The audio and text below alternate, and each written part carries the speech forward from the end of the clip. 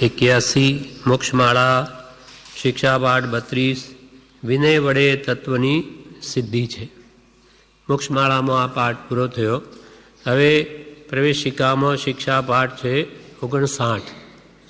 59 પાઠનું નામ પણ વિનય વડે તત્વની સિદ્ધિ છે, એ જ નામ છે. એમાં પૂજ્ય શ્રી બ્રહ્મચારીજી કહે છે, વિનય એટલે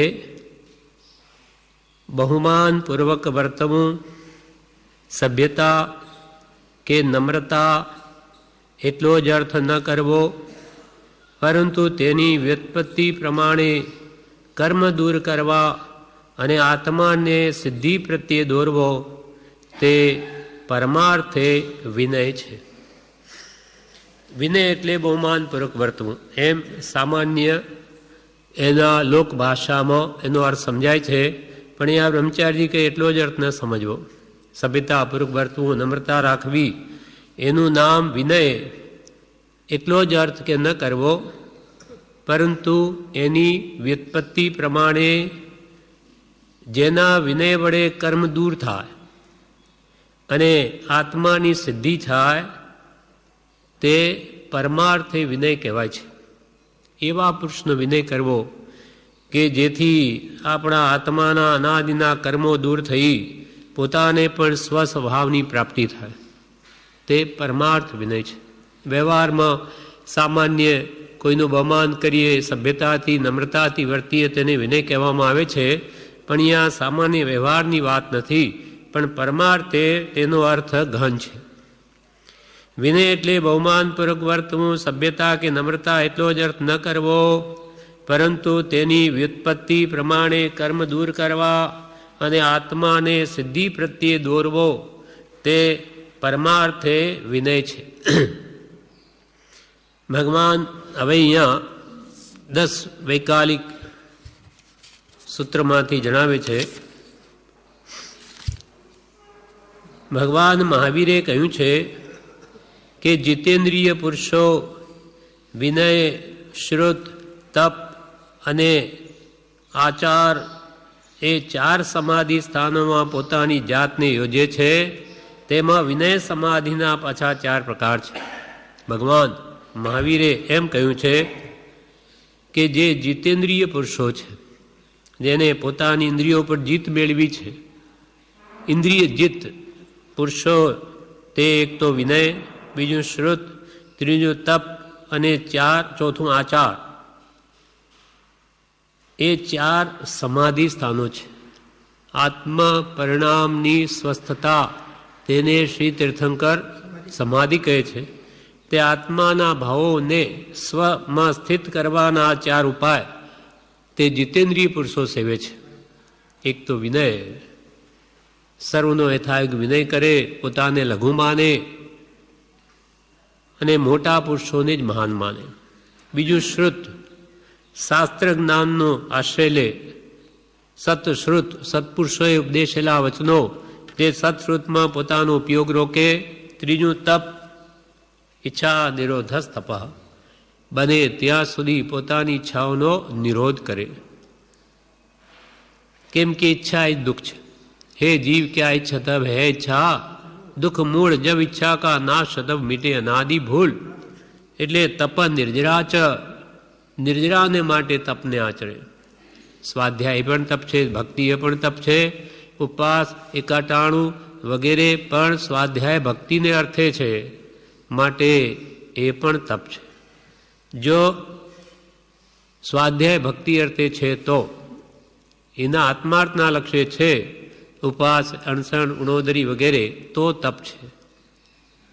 નહીં તો માત્ર લંઘન છે. તપ નિર્જરા છે, નિર્જરાને માટે તપ છે. વિનય, શ્રુત, તપ અને આચાર. આચાર એટલે સદાચાર, સદાચાર, 7 વ્યસનનો ત્યાગ વગેરે, તે જીતેન્દ્રિય પુરુષો એ 4 આત્મ સમાધિના મુખ્ય સ્થાનો માને છે. તેમાં પોતાની જાતને યોજે છે, જાતને, પોતાના આત્માને તેમાં લગાવે કે વિનય કરે, શુદ્ધમાં ઉપયોગને રોકે, તપ આચરે અને આચાર શુદ્ધિ પહેલાં પાડે. કેમ કે 4 સમાધિ સ્થાનોમાં પોતાની જાતને એ જીતેન્દ્રિય પુરુષો યોજે છે. અને તેમાં વિનય સમાધિના પાછા 4 પ્રકાર છે. વિનય 4 પ્રકાર ક્યાં? તેમાં એક વિનય આવી પહેલો.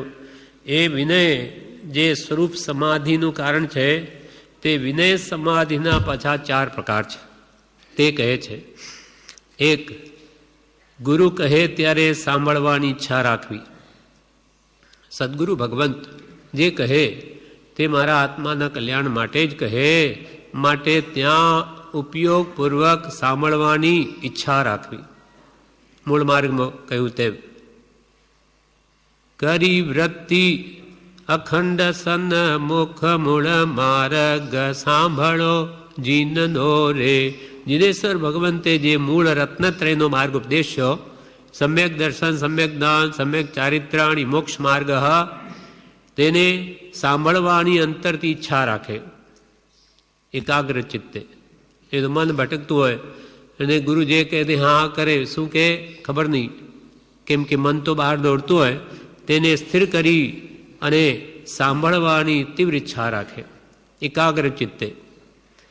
એ વિનય સમાધિ અધ્યયનમાં પહેલું. એ 4 ભાગ છે. વિનય સમાધિના પાછા 4 પ્રકાર. તેમાં પહેલું ગુરુ કહે ત્યારે સાંભળવાની ઈચ્છા રાખવી.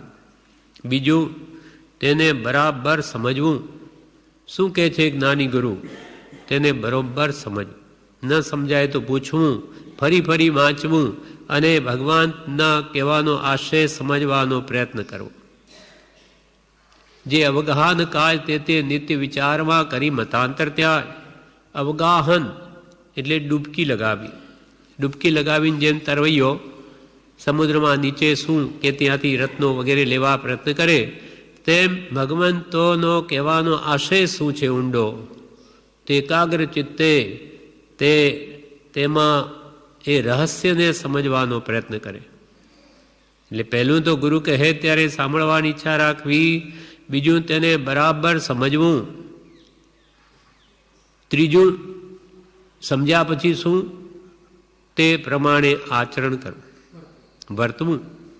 નાની કહ્યું, સાંભળ્યું, શ્રદ્ધ્યું, પણ પછી તે પ્રમાણે વર્તવું.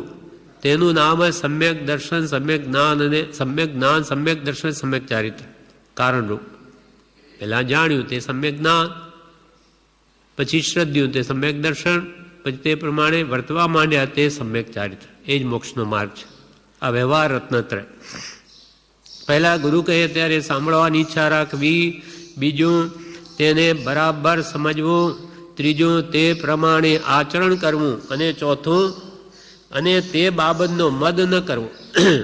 પાછું મેં જાણ્યું, મેં સમજ્યો, હું બધા કરતાં કેટલું બધું કરું, તેનો પાછો અહંકાર ન હોવો જોઈએ, નહીં તો બધું પાણીમાં જાય.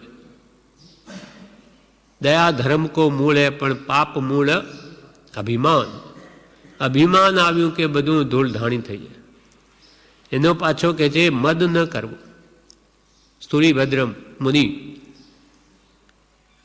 10 પૂર્વ સુધી ભણ્યા છે, ગુરુએ જ્ઞાન આપ્યું, એનો અહંકાર આવી ગયો. આવા મોટા પુરુષોને પણ મદ થઈ જાય. એમની બહેનો મળવા આવે છે, સ્થૂળીભદ્રના ગુરુને પૂછે છે કે મારા ભાઈ ક્યાં છે? તો કે એ ત્યાં જંગલમાં સ્વાધ્યાય કરે છે એકાંતમાં. ત્યાં જઈને જોયું તો ત્યાં તો સિંહ બેઠો છે. પાછા બહેનો પાછી આવી અને ગુરુને કહે ત્યાં તો સિંહ છે, મુનિ નથી. એટલે ગુરુએ ઉપયોગ મૂકીને જોયું કે અરે એને તો અજીર્ણ થઈ ગયું, અહંકાર આવી ગયો. એટલે બહેનોને બતાવવા સિંહ થઈને બેઠો, રિદ્ધિ બતાવવા. યોગ્ય નથી, અયોગ્ય છે. પછી ગુરુ કે નહીં, એને કંઈ પણ ભણાવવો ન આવે આગળ. પછી સંઘે બહુ આજીજી કરી કે એના જેવો કોઈ યોગ્ય પુરુષ નથી, જો આપ એને ન ભણાવશો તો બધા પૂર્વ વિચ્છેદ જશે. બીજો કોઈ વ્યક્તિ નથી કે જે ગ્રહણ કરી શકે. ત્યારે સંઘના આગ્રહથી બાકીના 4 પૂર્વ ભણાવે છે, પણ અર્થ વગર. અર્થ નહીં. કેમ કે આટલી બધી યોગ્યતા ધરાવનાર એ પુરુષને પણ જ્યારે આવું અજીર્ણ થઈ જાય, અહંકાર આવી જાય, તો બીજાનું શું કહેવું? બીજા પણ એ પૂર્વ જાણશે તો એ પણ અહંકાર કરશે. એટલે કાળ ફીટણ છે, ઉતરતો છે, એટલે એને જ્ઞાન ના આપ્યું, રહસ્ય ન બતાવ્યું. સ્થૂલીભદ્ર એટલે 84-24 સુધી જેનું નામ લેવાશે, કે જે કોષા વેશ્યાને ઘરે રહી અને ત્યાં અલિપ્ત રહ્યા છે. આવી એની ચિત્રશાળા કેવી, એની વાણી કેવી, એના નૃત્યો કેવા, એનું ભોજન કેવું, છતાં પણ ત્યાં એવા અલિપ્ત રહ્યા છે. એટલે એની 84-24 સુધી એવો કોઈને થાય એ ત્યાં સુધી જે પુરુષનું નામ રહેશે તે પણ આવા જ્ઞાનનો મદ થઈ ગયો, ચલિત થઈ જ્ઞાનથી. એટલે તે બાબતનો મદ ન થવો જોઈએ. એટલે અહીંયા કહ્યું તેમાં વિનય સમાધિના પાછા 4 પ્રકાર છે. એક ગુરુ કહે ત્યારે સાંભળવાની ઈચ્છા રાખવી, બીજું તેને બરાબર સમજવું, ત્રીજું તે પ્રમાણે આચરણ કરવું, અને ચોથું તે બાબતનો મદ ન કરવો. મદ એટલે અહંકાર ન કરવો. હવે આગળ કે છે, મૂળમાંથી જેમ વૃક્ષનું થડ થાય છે, થડમાંથી શાખાઓ થાય છે, શાખાઓમાંથી પ્રશાખાઓ થાય છે, પ્રશાખાઓમાંથી પાન થાય છે, અને પછી પુષ્પ, ફળ અને રસ થાય છે. ઝાડનું બીજ, બીજમાંથી પહેલાં તો થડ થાય, એમાં બહારની ફૂટે ઉપર, પછી થડ મોટું થાય, પછી એનામાં શાખાઓ ફૂટે, શાખાઓ પછી નાની શાખાઓ ફૂટે, પ્રશાખાઓ, એ પ્રશાખાઓને પછી પાન ફૂટે, પાન ઉપર પછી પુષ્પ આવે, પુષ્પમાંથી પછી ફળ આવે, ફળ ઉપરમાં પછી રસ થાય. તેમ ધર્મરૂપી વૃક્ષનું મૂળ વિનય.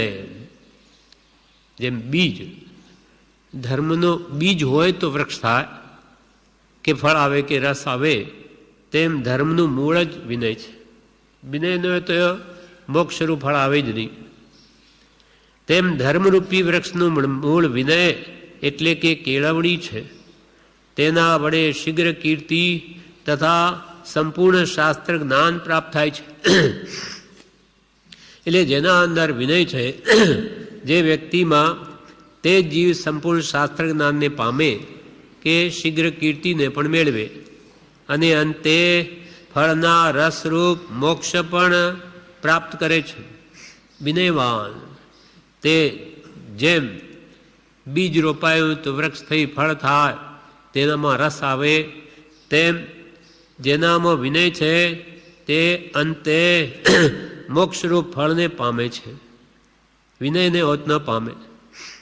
પણ તેથી વિપરીત જેના અંદર વિનય નથી તે, પણ તેથી વિપરીત પશુ જેવો, જે મનુષ્ય ક્રોધી, મદમત, અપ્રિય વક્તા, માયાવી અને શઠ હોઈ અવિનેત અસંસ્કારી રહે છે, તે પ્રવાહમાં તણાતા કાષ્ટની પેઠે સંસાર પ્રવાહમાં તણાયા કરે છે. વિનયથી વિપરીત ઉદંડ, ઉચ્છૃંખલ, પશુ જેવો, જે મનુષ્ય હોય ક્રોધી પ્રકૃતિનો, મદમત એટલે અહંકારી, મદથી ઉન્મત્ત થયેલો, અપ્રિય વક્તા, બીજાને બોલે તે પણ દુઃખનું જ કારણ થાય, માયાવી અને શઠ એટલે ઠગ હોય, અવિનિત એટલે અસંસ્કારી રહે છે. તે જેમ પૂર આવે તેમાં લાકડા પણ તણાઈ જાય, તેમ તે માણસ સંસારના પ્રવાહમાં તણાય જ કરે છે. રાગ, દ્વેષ, કામ, ક્રોધ આદિ ભાવોમાં તેઓ માનવી જે વિનયવાન નથી તે તણાયા કરે સંસારમાં જ. પશુ જેવો જે મનુષ્ય ક્રોધી, મદમત્ત, અપ્રિય વક્તા, માયાવી ને શઠ હોઈ અવિનેત એટલે અસંસ્કારી રહે છે, તે પ્રવાહમાં તણાતા કાષ્ઠની પેઠે સંસારના પ્રવાહમાં તણાયા કરે છે. ગુરુ વિવિધ ઉપાયો વડે વિનય અથવા સંસ્કાર આપવાનો પ્રયત્ન કરે, છતાં તે મૂર્ખ ઉલટો ગુસ્સે થાય છે. શ્રી ગુરુ અનેક પ્રકારના ઉપાયો કરીને શિષ્યને સંસ્કાર આપવાનો પ્રયત્ન કરે, શિષ્ય સુધરે, કોઈ રીતે એનું કલ્યાણ થાય. એમ સાચા ગુરુ શિષ્યને માટે અનેક સુધારવાના પ્રયત્નો કરવા છતાં પણ મૂર્ખ એવો જે શિષ્ય ઉલટો ગુરુ પ્રત્યે ગુસ્સે થાય છે. જેમ કે એણે એક મને જ જોયો છે, વારંવાર મને જ કહે છે. એવા એક કુલ બાળક મુનિ હતા. તે સ્ત્રીઓ તરફ નજર રાખ્યા કરે એટલે ગુરુ વારંવાર ચેતાવે કે આ તું ઠીક નથી કરતો, આ તને ન શોભે, યોગ્ય નથી, તો પણ એનું એ કર્યા કરે. એટલે વારંવાર ગુરુ કહે એટલે એક દિવસે એને એવો ગુસ્સો આવ્યો કે વારંવાર મને જ આ કહે છે એટલે એને મારી જ નાખ ગુરુને. ને પછી શું કહે, એટલે એક પહાડ ઉપરથી કંઈ દર્શન કરવા ઉપર ગયા હશે, ત્યાંથી નીચે ઉતરતા શિષ્ય પાછળ આવે છે, ગુરુ આગળ છે, એક મોટો પથ્થર ગબડાવી દીધો. એ જાય ગુરુ ઉપર ને ગુરુ મરી જાય. ગુરુ જ્ઞાની છે, એ તો પથ્થર આવતા તરત જ કોરે ખસી ગયા. પછી ગુરુએ કહ્યું કે તારું સ્ત્રીથી પતન થશે, તારું સ્ત્રીથી પતન થશે. ગુરુએ જાણી લીધું કે આ અયોગ્ય જીવ છે. એમ આવી રીતે ગુરુ એને અનેક રીતે એના ભલા માટે સમજાવવા પ્રયત્ન કરે છતાં સમજે જ નહીં અને ઉડતો ગુસ્સો કરે તો એ કહે છે ગુરુ વિવિધ ઉપાયો વડે વિનય અથવા સંસ્કાર આપવાનો પ્રયત્ન કરે છતાં જે મૂર્ખ શિષ્ય ઉલટો ગુસ્સે થાય છે તે પોતાને હાથે દિવ્ય લક્ષ્મીને જ લાકડી વડે પાછી કાઢે છે. લક્ષ્મી જેમ ઘરમાં આવતી હોય તો એ લાકડી વડે કોઈ બહાર કાઢે તો મૂર્ખ ગણાય વ્યવહારમાં. તેમ આવા જ્ઞાની ગુરુ એને સુધારવા માટે અનેક ઉપાયો કરવા છતાં પણ ગુરુ પ્રત્યે આવો ભાવ રાખે તો કે છે તે પોતાને હાથે દિવ્ય લક્ષ્મીને જ લાકડી વડે પાછી કાઢે છે. વિનયવાન પશુઓ હોય તે પણ સુખ પામે. અહીંયા પશુઓના દ્રષ્ટાંતથી સમજાવે કે હાથી, ઘોડા વગેરે સવારીના પ્રાણીઓમાં પણ જેઓ સુવિનિત હોય છે તેઓને આભૂષણ, માવજત વગેરે કેટલી બધી વૃદ્ધિ પ્રાપ્ત થાય છે. ઘોડા વિનયવાન હોય, શાંત, એટલે ઉદંડ ન હોય, ઉચ્છૃંખલ ન હોય તો એ રાજાની સવારીમાં કામ લાગે, સારા એવા કામોમાં એનો ઉપયોગ થાય. હાથી પણ જો આવી રીતે વિનયવાન હોય તો એને એરાવત હાથીની જેમ રાજાની સવારી મળે, એની ઉત્તમ રીતે માવજત થાય, સાર સંભાળ થાય, ખાવા પીવા રહેવાનું બધું વ્યવસ્થિત થાય અને વળી ઉપરથી દાગીણા પહેરાવે એમને. એટલે હાથી, ઘોડા વગેરે સવારીના ઉપયોગમાં આવતા પ્રાણીઓમાં પણ જો સુવિનિત હોય, વિનયવાન હોય તેઓને આભૂષણ, માવજત વગેરે કેટલી બધી વૃદ્ધિ પ્રાપ્ત થાય છે તથા તેઓ યશસ્વી થઈ કેવું સુખ ભોગવે છે. રાજાનું હાથી હોય તો એને ખાવા પીવા રહેવાનું બધું વ્યવસ્થિત રાખે, ભલે ને પશુ છે છતાં. રાજાનો ઘોડો હોય તેને પણ વ્યવસ્થિત રાખે. આવા વિનયવાન હોય તેને આ બધી સગવડ અને યશસ્વીપણું તથા સુખ ભોગવે. પરંતુ જે પ્રાણીઓ અવિનિત હોય, ઉદંડ હોય, પશુઓ, તેમની પાસે સામાન્ય ગધા, વેતરું જ કરાવવામાં આવે છે. બીજા પશુઓ પાસે પણ જે વિનયવાન હોય એને ગધા, વેતરામાં મજૂરી જ કરાવવામાં આવે અને માવજત, આહાર વગેરેની બાબતમાં પણ તેઓ દુઃખ જ ભોગવે. એમની કંઈ માવજત સારી એવી જગ્યામાં સાફ સુવી મળમૂત્ર ન હોય ત્યાં રાખે નહીં, ગમે ત્યાં ઊભા હોય, મચ્છર કરડતા હોય, આહારનું પણ ઠેકાણું ન હોય તેવી જગ્યાઓમાં તે દુઃખ ભોગવે. તે પ્રમાણે જગતમાં જે સ્ત્રી પુરુષો સુવિનિત નથી હોતા, જે સ્ત્રી કે પુરુષો વિનયવાન નથી હોતા તેઓને વધ બંધનાદિ દુઃખો જ ભોગવ્યા કરવા પડે છે. તેઓને વધ કે બંધન. વિનયવાન ઉદંડ હોય, ઉચ્છૃંખલ હોય, કોઈની સાથે વેર કરી બેસે ગમે તેમ બોલીને તો એનો વધ પણ કરી નાખે, મારી પણ નાખે, બાંધી પણ નાખે, જેલમાં નખાવી દે. તે પ્રમાણે જગતમાં જે સ્ત્રી પુરુષો સુવિનિત નથી હોતા તેઓને વધ બંધનાદિ દુઃખો જ ભોગવ્યા કરવા પડે છે, પરંતુ સુવિનિત સ્ત્રી પુરુષો રિદ્ધિ અને યશ પ્રાપ્ત કરી સુખી થાય છે.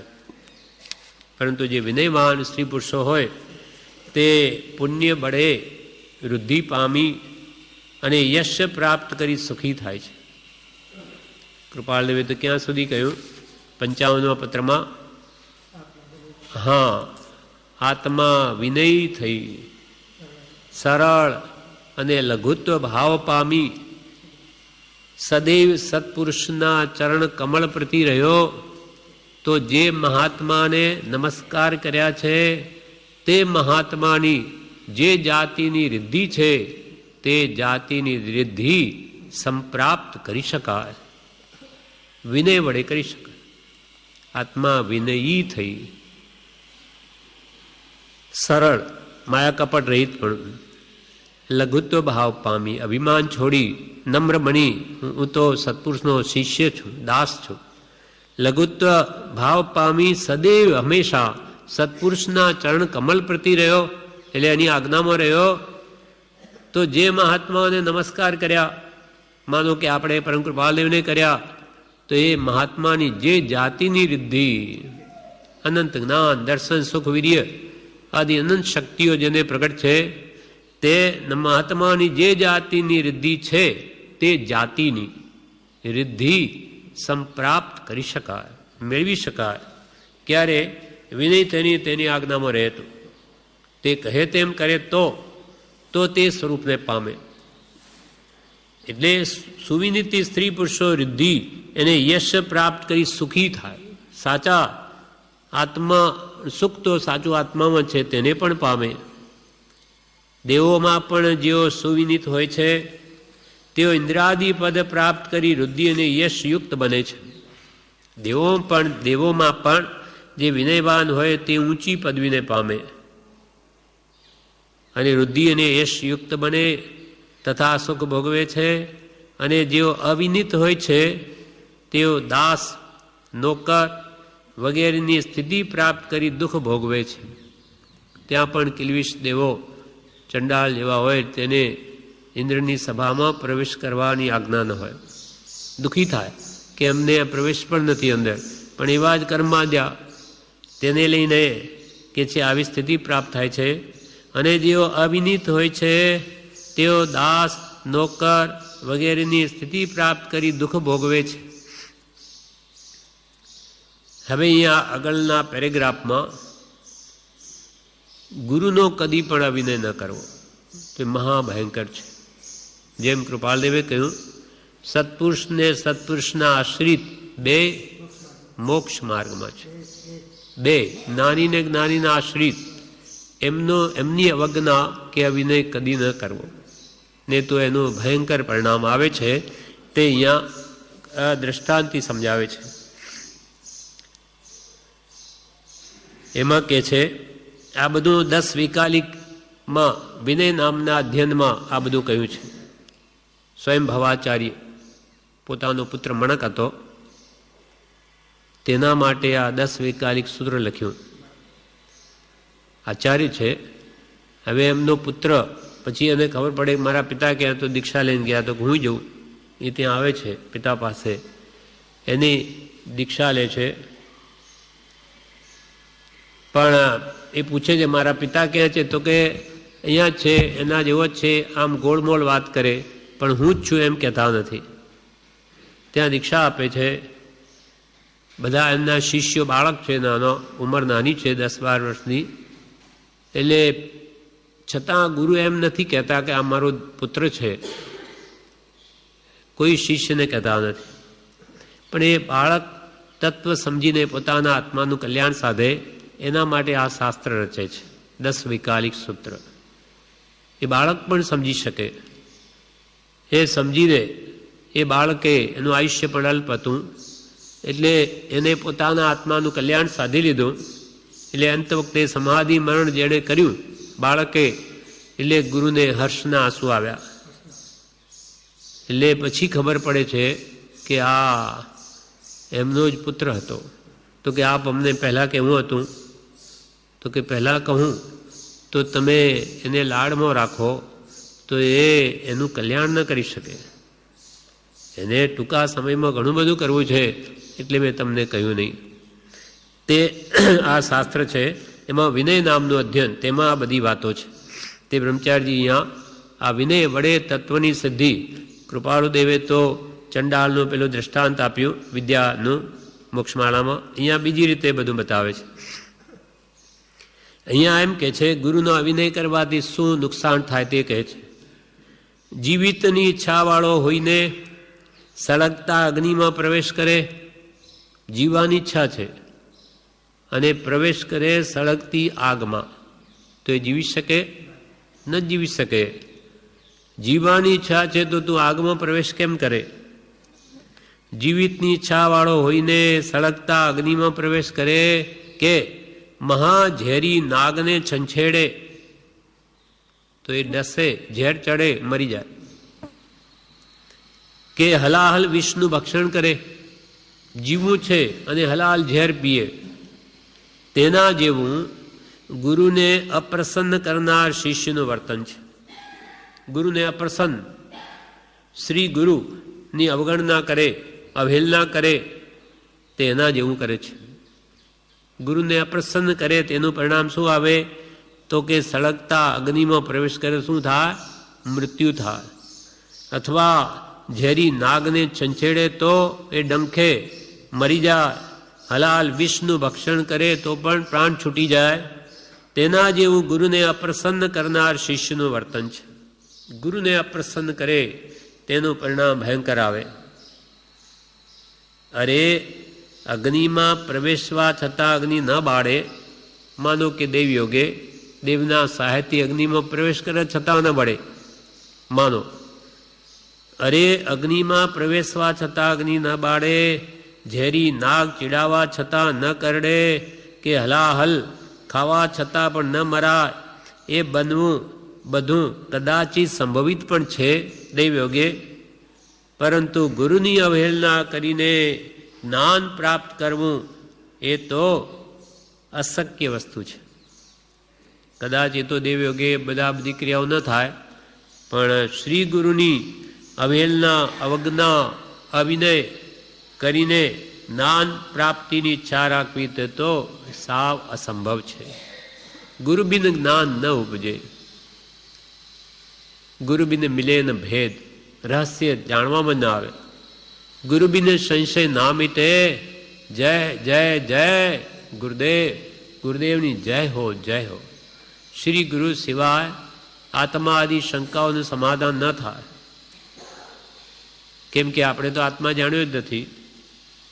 અને શ્રી ગુરુને અપ્રસન્ન કરવાથી તે જ્ઞાન પામી ન શકે, કેમ કે એક તો અસાધના કરવાથી મોટું પાપ બંધાય, કર્મ બંધ થાય. આવા જે પુરુષોની વાણીનો આરાધન વડે અનંત સંસારનો છેદ થાય, એવા પુરુષની અવજ્ઞાથી, આસાધનાથી ભયંકર કર્મ બંધ થાય, અને કર્મ બંધથી એને બુદ્ધિ જ વિપરીત સૂજે. બુદ્ધિ કર્માનુસારણી, એટલે એની બુદ્ધિ નિર્મળ ન હોય એટલે એને સમ્યક જ્ઞાન એનાર ઉતરે નહીં.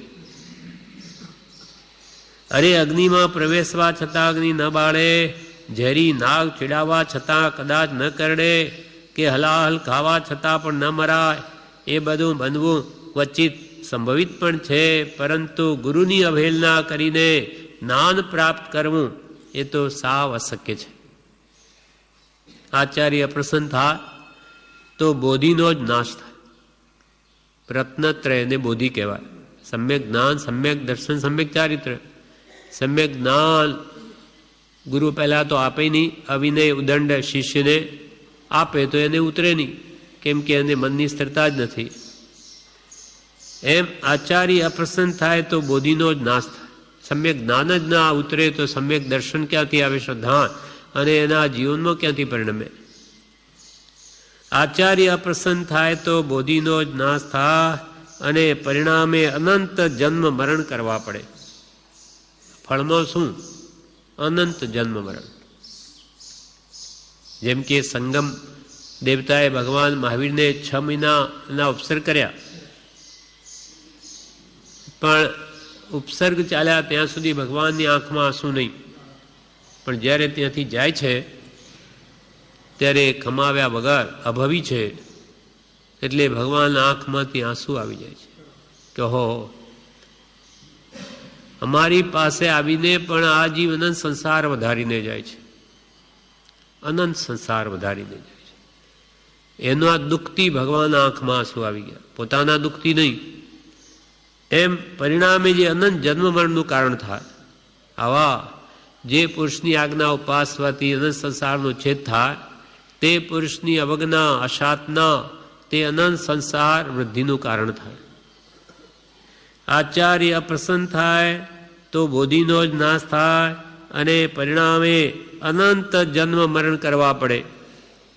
માટે મોક્ષ સુખાભિલાષીએ ગુરુની કૃપા પ્રાપ્ત કરવાનો પ્રયત્ન કરવો. ગુરુની અવગણના નહીં, ગુરુની કૃપા.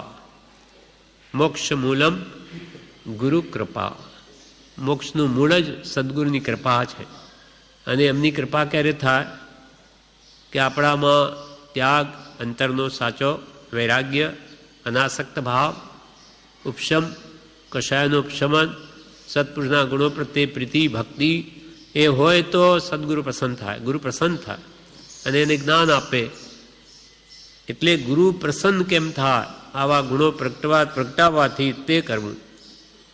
માટે મોક્ષાભિલાષીએ એટલે મોક્ષ સુખાભિલાષીએ, મોક્ષના સુખની અભિલાષીએ, અભિલાષાવાળાએ ગુરુની કૃપા પ્રાપ્ત કરવાનો પ્રયત્ન કરવો. એમની અવહેલના કિંચિત કોઈ દિવસ નહીં થાય, એનું ધ્યાન રાખો. હવે આગળ કે છે, અગ્નિહોત્રી બ્રાહ્મણ જેમ વિવિધ પ્રકારની આહુતિઓ અને મંત્રો વડે અભિષિક્ત અગ્નિને નમસ્કાર કરે છે, તેમ અનંત જ્ઞાની શિષ્યે પણ ગુરુની વિનયપૂર્વક શુશ્રૂષા કરવી.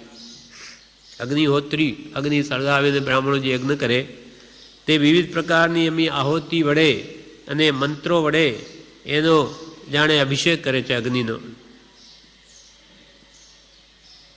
અને પછી નમસ્કાર કરે છે અગ્નિને. તેમ અનંત જ્ઞાની એટલે અનંત જ્ઞાન મેળવવાનો ઈચ્છુક એવા શિષ્યે પણ ગુરુની વિનયપૂર્વક શુશ્રૂષા કરવી. શ્રી ગુરુની વિનયપૂર્વક સેવા કરવી. સેવા જો જીવિત હોય તો એમની બીજી પણ કોઈ પણ શારીરિક સેવા પણ કરવી, અને પ્રત્યક્ષ ન હોય તો એમને જે ઉપદેશ આપ્યો હોય તે પ્રમાણે વર્તવું, એમને આજ્ઞા ઉપાસવી, તે પણ એમની સેવા છે, શુશ્રૂષા છે. તેમ અનંતદાની એટલે અનંતદાન મેળવવાના ઈચ્છુક એવા શિષ્યે પણ ગુરુની વિનયપૂર્વક શુશ્રૂષા કરવી. જેની પાસેથી ધર્મપદો શીખ્યા હોઈએ તેના પ્રત્યે વિનયથી વર્તવું જોઈએ. જેની પાસેથી આપણે ધર્મપદો, ધર્મના કાવ્યો કે ધર્મ સંબંધી જે શીખ્યા હોઈએ તેના પ્રત્યે વિનયથી વર્તવું જોઈએ. તથા હંમેશા માથું નમાવી, હાથ જોડી, મન વાણી કાયાથી તેનો સત્કાર કરવો જોઈએ. કે જેના વડે આપણને ધર્મ પ્રાપ્તિ થઈ, ધર્મનું બધું શીખ્યા, તે પુરુષનો વિનય કરવો જોઈએ. હંમેશા માથું નમાવી, હાથ જોડી, મન, વચન અને કાયાથી તેનો સત્કાર કરવો જોઈએ. વ્યવહાર શિક્ષક હોય તેનો પણ વિનય કરવા કહ્યું તો આ તો પરમાર્થ શિક્ષક છે. વ્યવહાર શિક્ષકને તો બિલોરીના કકડા જેવા કહ્યા, કાચના ટુકડા જેવા કૃપાલદેવે. જ્યારે જ્ઞાની ગુરુને તો રત્ન ચિંતામણી કરતાં વિશેષ તેની સાથે સરખાવ્યા છે. કેમ કે રત્ન ચિંતામણી તો શું આપે? આ ભૌતિક વસ્તુ આપે કે મોક્ષ ના આપે. જ્યારે શ્રી ગુરુ તો મોક્ષ આપી દે, અનંત દુઃખથી છોડાવીને અનંત સુખમાં એને મૂકી દે. એટલે એ તો સર્વોત્તમ છે. જન્મ જરા મરણના કેટલા બધા દુઃખ છે, આપણને અનુભવ નથી. આજે ક્યાં જન્મનું દુઃખ ભૂલી ગયા, મૃત્યુનું આવ્યું નથી, વૃદ્ધાવસ્થાનું ખ્યાલ નથી. એવા ભયંકર દુઃખો અનંત કાળથી અનંત વાર જીવે ભોગવ્યા છતાં ભૂલી ગયો છે. તે બધા અનંત દુઃખોથી છોડાવી, જે ભવિષ્યમાં આવનારા અને અનંત સુખમાં, દુઃખથી છોડાવે એટલું નહીં, પાછો અનંત સુખમાં મૂકી દે સર્વકાળને માટે, અનંતકાળને માટે, તો એ પુરુષનો ઉપકાર કેટલો, અનંત અનંત ઉપકાર છે. એટલે શ્રી ગુરુનો ઉપકાર તો વાણીમાં કદી આવી શકે જ નહીં. આખી જિંદગી સુધી એના ગુણો ગાગા કરે તોય પાર ના આવે. શારદા લિખતી સર્વકાલમ તદપી તવ ગુણાનામ પાર મિશમ ન યાતિ. શારદા એટલે સરસ્વતી, એ શ્રી હરિના ગુણ ગાયા જ કરે, લખ્યા જ કરે, તો કે કોઈ કાળે એના ગુણનો પાર જ ના આવે. પાર મિશમ ન યાતિ. શારદા લિખતી સર્વકાલમ, સર્વકાલ એ વિતરાગના ગુણોને લખ્યા જ કરે, તો પણ કે કોઈ કાળે પાર ના આવે. એટલા બધા અનંત ગુણોનો ભંડાર છે. તો જેની પાસેથી ધર્મપદો શીખ્યા હોઈએ, આપણે તો પહેલી જ ગાથા આત્મસિદ્ધિ સૌથી પહેલાં કૃપાલદેવે મૂકી કે જે સ્વરૂપ સમજ્યા વિના પામ્યો દુઃખ, અનંત દુઃખ પામ્યો. અનંતકાળથી 4 ગતિમાં દુઃખ શાને લઈને પામ્યો? સ્વસ્વરૂપના અજ્ઞાનથી. પોતાનું જ પોતાને ભાન નહીં, તેને લઈને સમજાવ્યું તે પદ નમું શ્રી સદગુરુ ભગવાન. શ્રી સદગુરુ ભગવંતે જે સ્વરૂપના અજ્ઞાનથી અનંતકાળથી સંસારમાં રજડ્યો, તે સ્વરૂપનું ભાન આપ્યું, તે સ્વરૂપનું જ્ઞાન આપ્યું, તેની સમજણ આપી કે તું દેહથી ભિન્ન આત્મા છું. તો એનો ઉપકાર અનંત અનંત છે.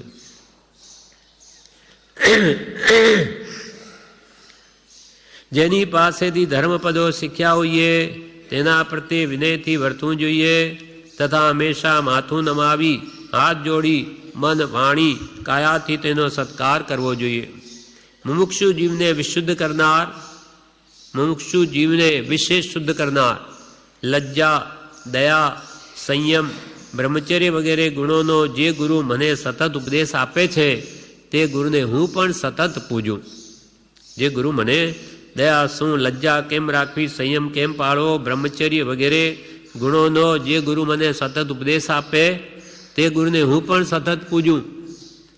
જેમ રાત્રિ પૂરી થયા બાદ સૂર્ય સંપૂર્ણ ભરત ક્ષેત્રને પ્રકાશિત કરે છે, તેમ આચાર્ય પણ પોતાના શાસ્ત્ર જ્ઞાનથી, ચારિત્રથી અને બુદ્ધિથી સંપૂર્ણ પદાર્થોનું સ્વરૂપ પ્રકાશિત કરે છે. રાત્રે પૂરી થઈ કે સૂર્યનો ઉદય થાય, સૂર્ય વડે આખા ભરત ક્ષેત્રમાં પ્રકાશ થાય, બધી વસ્તુઓને પ્રકાશે. તેમ આચાર્ય ભગવંત, જ્ઞાની ગુરુ, સદગુરુ પોતાના શાસ્ત્ર જ્ઞાનથી, પોતાના ઉત્કૃષ્ટ ચારિત્રથી અને પોતાના બુદ્ધિબળથી સંપૂર્ણ પદાર્થોનો પ્રકાશ કરે છે. ગુરુ સેવા બાબત આ બધા ઉપદેશો સાંભળીને મુમુક્ષુએ આચાર્યની પ્રમાદ રહિતપણે શુશ્રૂષા કરવી. કે ગુરુ સેવાના આવા બધા ઉપદેશો સાંભળી જે મુમુક્ષુ છે, મોક્ષનો ઈચ્છુક છે, તેને આવા આચાર્ય સદગુરુ ભગવંતની પ્રમાદ રહિતપણે સેવા કરવી, એમની આજ્ઞા ઉપાસવી. તેમ કરનારો શિષ્ય અનેક ગુણોની આરાધના કરીને અંતે સર્વોત્તમ સિદ્ધિ પ્રાપ્ત કરે છે, એમ હું કહું છું. 10 વૈકાલિકના પ્રણેતા સ્વયં ભવાચાર્ય કહે છે કે એવો જે શિષ્ય જે પ્રમાદ રહિતપણે શ્રી ગુરુની સેવા કરે, તે અનેક ગુણોની આરાધના કરીને અંતે સર્વોત્તમ સિદ્ધિ મોક્ષ ને પામે છે, એમ હું કહું છું, એમ આચાર્ય કહે છે. નીચે ગાથા લખે છે 10 વૈકાલિક વિનય અધ્યયનમાંથી કે ગુરુની હેલના કરે તે કેટલા બધા સર્વ આચાર્યોની આ સાધના કરે છે. એ વાત અહીંયા લખે છે, જે આવી મંદંતી ગુરુમ વૈતા ડહરે ઇમે અપસુવતી નચ્ચા હિલંતી મિચ્છમ પરિવજ્યમાણા કરંતી આસાયણ તે ગુરુણમ. 10 વૈકાલિક અધ્યયન 9મો ઉદ્દેશક પહેલો. ભાવાર્થ: ગુરુ મંદ છે એટલે ક્ષોભશમની વિચિત્રતાથી શાસ્ત્ર યુક્તિ વડે સમાલોચના કરવા અસમર્થ છે. ગુરુ મંદ છે. કોઈનો ક્ષોભશમ ગુરુ હોય પણ ઓછો હોય, એવી ક્ષોભશમની વિચિત્રતા છે. પણ શાસ્ત્ર યુક્તિ વડે, શાસ્ત્રોની યુક્તિઓ આપી અને કોઈ પણ વસ્તુને સમજાવવા અસમર્થ હોય. વળી ગુરુ મંદ છે એટલે ક્ષોભશમની વિચિત્રતાથી શાસ્ત્રયુક્તિ વડે સમાલોચના કરવા સમર્થ છે. સત પ્રજ્ઞાથી રહી છે એટલે આત્મા સંબંધીનું ઊંડું જ્ઞાન ધરાવતા ન હોય. આત્મા સંબંધી ઊંડું જ્ઞાન એવી સત પ્રજ્ઞાથી રહિત હોય એમ જાણી અગંભીર દ્રવ્ય સાધુ કે સાધક વર્ગ પોતાને આચાર્ય માની કોઈ કારણસર નાની ઉંમરના કે અલ્પશ્રુતના અભ્યાસી એવાને આચાર્ય તરીકે જ્ઞાનીએ સ્થાપેલા હોય તેમની ઈર્ષાદિકથી મશ્કરી કરે. એટલે શું કે ક્ષોભશમની વિચિત્રતાથી જે કોઈ ગુરુ હોય એ વિશેષ શાસ્ત્રોના દ્રષ્ટાંતથી વાત સમજાવી શકતા ન હોય અને એવી ઊંડી આત્મા સંબંધીનું જ્ઞાન પણ મારો ઊંડું ન ધરાવતા હોય અને બીજા સાધુઓ અગંભીર સાધુઓ દ્રવ્ય સાધુ ભાવ સાધુ નહીં એવો સાધક વર્ગ તે પોતાને આચાર્ય માની કુગુરો અને કોઈ કારણસર આવી નાની ઉંમરના હોય અલ્પ શ્રુતના અભ્યાસી હોય એવા આચાર્ય તરીકે જ્ઞાનીએ સ્થાપ્યા હોય. અવસર આવી એવું કર્યું હોય કે ઉંમર નાની હોય કોઈ કારણસર અને અલ્પશ્રુતના ધારક હોય પણ એમાં બીજી ઘણી યોગ્યતા હોય આત્મા સંબંધીની ખરું જ્ઞાન ધરાવતા હોય મૂળભૂત રહસ્યભૂત તો એવાને આચાર્ય તરીકે એમના ગુરુએ સ્થાપ્યા હોય તેમની ઈર્ષાદિકથી મસ્કરી કરે એમની અવગણના કરીને એમ બોલે કે તમે તો વયોવૃદ્ધ છો બહુશ્રુત છો અથવા અસ્પષ્ટ રીતે તું પ્રજ્ઞારહિત છે ઇત્યાદિ રીતે કહે તો તે સાધુ કે સાધક વર્ગ મિથ્યાત્વ પામે છે. શ્રી ગુરુએ આત્મનાની ગુરુએ એવા શિષ્ય એવાને સ્થાપના કરી હોય કે જે એમને યોગ્ય લાગ્યા હોય માર્ગ ચલાવવામાં પણ ક્ષોભશમ વિશેષ ન હોય નાની ઉંમરના પણ હોય તો બીજા કુગુરુઓ એની અવહેલના કરે. હા તમે તો વયોવૃદ્ધ છો નાના હોવા તમે તો ભાઈ વયમાં વૃદ્ધ થઈ ગયા આમ મશ્કરી કરે અથવા કહે કે તમે તો બહુ શ્રુત છો બહુ શાસ્ત્રોના જાણકાર છો એમ એની ટીખલ કરે અથવા સ્પષ્ટ રીતે એમ કે તું તો પ્રજ્ઞારહિત છે તારામાં શું છે તારામાં કંઈ આચાર્ય લક્ષણ છે ઇત્યાદિ રીતે કહે તો તે સાધુ કે સાધક વર્ગ એમની ટીખલ નિંદા કરનારો તે મિથ્યાત્વને પામે છે. માટે ગુરુની અવગણના તિરસ્કાર આદિ કરવા યોગ્ય નથી. ગુરુની અવગણના બી કરવી નહીં તિરસ્કાર પણ કરવા યોગ્ય નથી. ગુરુને હલકા પાડવા રૂપ આશાતના કરનાર તે દ્રવ્ય સાધુ કે સાધક વર્ગ તત્વને અન્યથા માની ગુરુની સ્થાપનાના અબહુમાન કરવા વડે એક ગુરુની આશાતના કરતા સર્વ આચાર્ય વર્ગની આશાતના કરે છે. આમ ગુરુની અવગણના જે કરે કે તિરસ્કાર કરે એમને હલકા પાડવા રૂપ આશાતના કરનાર દ્રવ્ય સાધુ ભાવ સાધુ હોય તો કરે જ નહીં એવું પણ આવા ખાલી નામ વેશધારી સાધુઓ કે સાધક વર્ગ એનો જે તત્વને જાણતા નથી અને જેણે ગુરુની સ્થાપના કરી છે એનું અબહુમાન કરી અને એક ગુરુની આશાદના નથી કરતા. સર્વ પરંપરામાં ગૌતમ આદિ બધા ગુરુની આશાદના કરે છે. એક ગુરુની આસાધના કરતા સર્વ આચાર્ય વર્ગની આસાધના કરે છે અથવા પોતાના સમ્યક દર્શનાદિ ભાવના નાશરૂપ આશાતના ગુરુની આશાતનાના નિમિત્તે આચરે છે. પોતાને જે સમ્યક દર્શનાદિ ગુણો છે એનો પણ એ નાશ કરે છે. કેમ તો કે જ્ઞાની ગુરુની આશાતના કરવાથી પોતાના સમ્યક દર્શનાદિ ભાવના નાશરૂપ આશાતના ગુરુની આશાતનાના નિમિત્તે આચરે છે. એક ગુરુની સાચા ગુરુ છે ભલે ક્ષોભશમ ઓછો હોઈ શકે પણ એમની આશાતના કરવાથી સર્વ ગુરુઓની આશાતના થાય છે. આમ જીવ અજાણપણામાં અજ્ઞાનવશ કેવા કેવા કર્મ બાંધી લે કે પછી એને સાચા ગુરુનો યોગ જ ન થાય અને યોગ થાય તો એ વાત એને બેસે જ નહીં ઉતરે જ નહીં.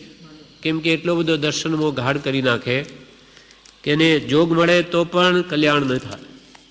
માટે આવા નાની પુરુષોની કદી પણ આ સાધના કરવી નહીં. ભલે ક્ષોભ ઓછો હોતો હોય ગમે તે, પણ નાની ગુરુએ સ્થાપેલા છે એટલે બરાબર છે.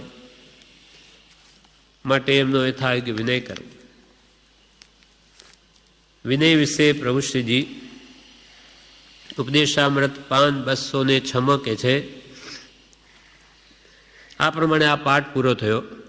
હવે પ્રભુશ્રીજી આ વિશે કહે છે, બધાનો સાર વિનય. પ્રભુશ્રી કે બધાનો સાર વિનય વનો વેરીને પણ વશ કરે. દીકરો થઈને ખવાય, બાપ થઈને ન ખવાય. પ્રભુશ્રી શું કહે? દીકરો થઈને ખવાય, હું તારો બાપ છું એટલે મને બધું આપ, એમ ન ખવાય.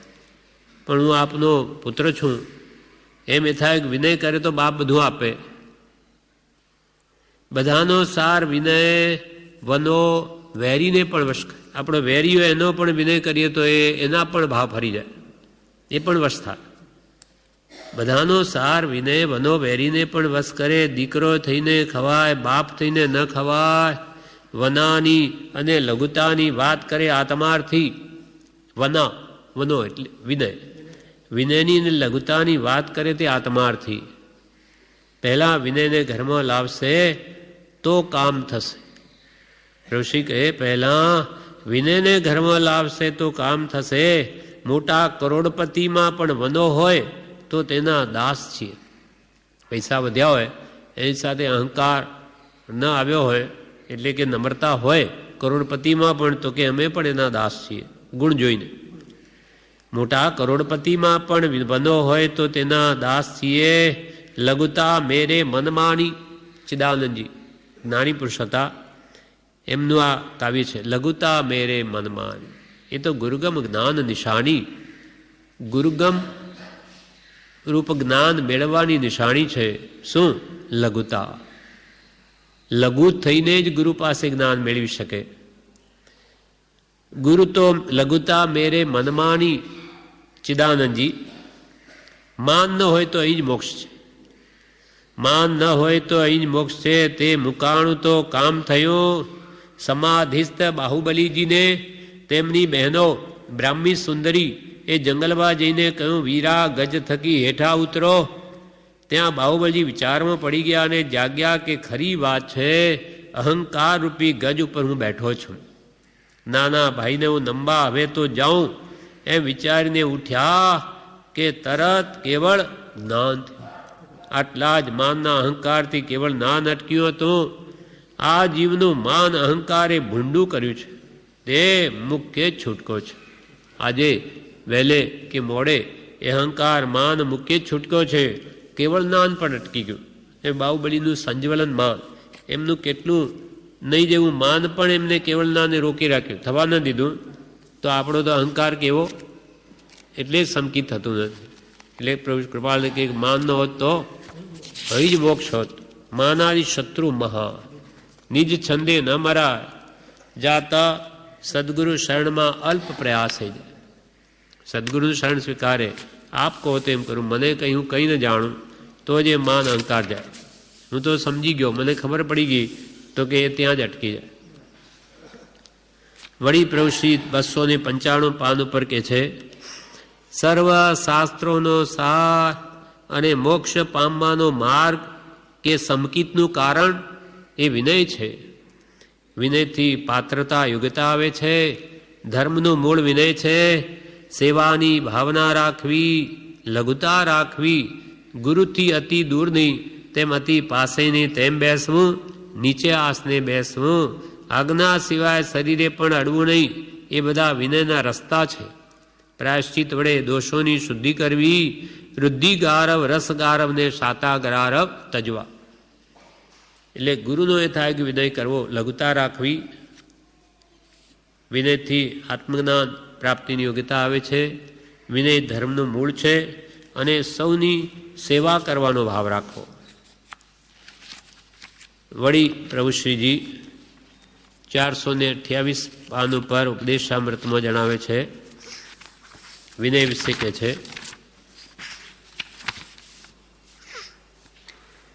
પ્રભુશ્રી કહે સમતા, ધીરજ, શાંત મનથી વચન બોલવું, બોલાવવું, માન આપવું એ વિનય છે.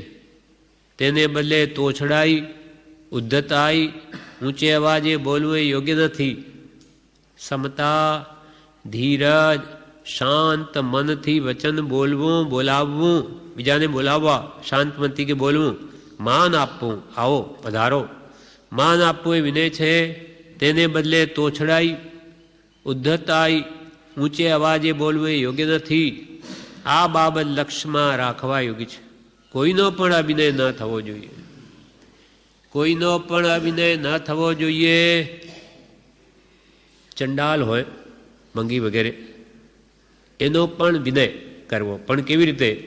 એનો વિનય કે હાથ જોડીને ન થાય તો એ એના ઘરમાં એવા વિનય જોયા ના હોય એટલે છકી જાય. પણ એને ઊંચે અવાજે ગમે તેમ બોલવું નહીં, એ જ એનો વિનય છે. એને પણ શાંતિથી જવાબ આપવો, પણ એને ગમે તેમ ધુતકારવો નહીં, એનો વિનય છે. કોઈનો પણ અભિનય ન થવો જોઈએ. ખાસ કરીને સત્સંગમાં તે ઉપયોગ બહુ રાખવો જોઈએ. પ્રભુશ્રી કહે ખાસ કરીને સત્સંગમાં તે ઉપયોગ બહુ રાખવો જોઈએ. બોલવામાં વિનય શીખવાની જરૂર બહુ છે. પ્રભુશ્રી કહે બોલવામાં વિનય શીખવાની જરૂર બહુ છે. આપણે સર્વેથી નાના નમ્ર બની જવું અને નમીને ચાલવું. નમ્યો તે પરમેશ્વરને પણ ગમ્યો. એ લઘુતા હોય તો જ ગુણ આવે. વળી 439 પાન ઉપર પ્રભુશ્રી જણાવે છે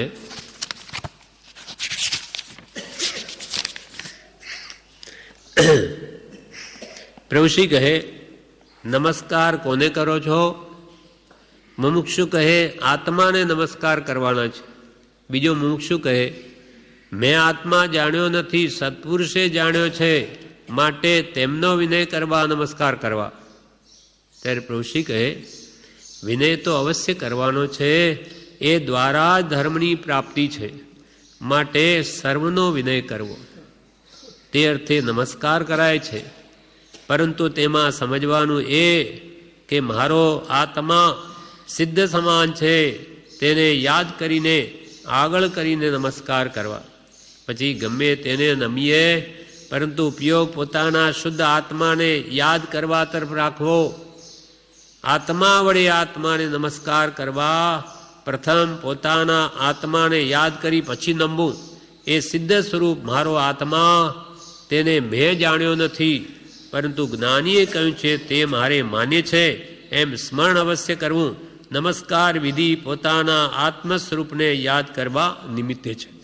એટલે આપણે નમસ્કાર કરીએ કૃપાલદેવને કે ભગવાન તીર્થંકરો આદિ ને જીન મૂર્તિના, ત્યાં પણ એવો ભાવ કે છે કરવો કે હું પણ સિદ્ધ જેવો છું, સર્વજીવ છે સિદ્ધ સમ, પણ એ સિદ્ધ સ્વરૂપ મેં જાણ્યું નથી, મને ખબર નથી.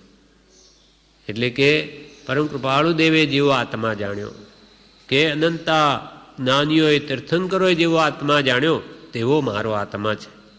એટલે એ આત્મસ્મૃતિની કરવા માટે નિમિત્ત છે. કૃપાલુ ચિત્રપટ જોડતા કૃપાલુ શુદ્ધ આત્મા છે, પરમાત્મા છે, તેવો હું પણ છું. હજી મને ખબર નથી, પણ જ્ઞાનીએ જેવું સ્વરૂપ આત્માનું શુદ્ધ જાણ્યું પરમાત્મા તેવો હું છું. એટલે એ નિમિત્તે કે છે એમનો વિનય કરવાનો છે કે મને પણ એ આપનું સ્વરૂપ પ્રાપ્ત થાવ. આ પ્રમાણે આ પાઠ શિક્ષા પાઠ 32 મોક્ષમાળામાં વિનય વડે તત્વની સિદ્ધિ છે એ પૂરો થયો. હવે આગળનો શિક્ષા પાઠ 33 સુદર્શન શેઠનો છે, જે આપણે આવતીકાલે લઈશું.